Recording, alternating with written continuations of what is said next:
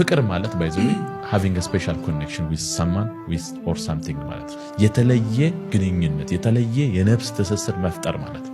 እናት ልጇን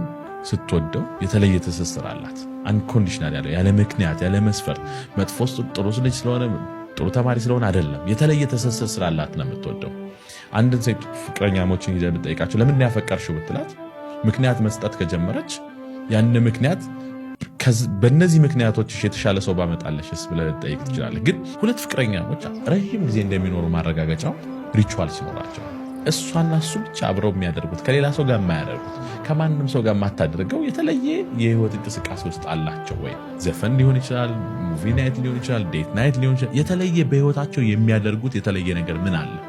ከሷ ጋር የሚያደርገው ከሌላ ሰው ጋር የሚያደርገው ከሆነ ወይም ከሱ ጋር የምታደርገው ከሌላ ሰው ጋር የምታደርገው ከሆነ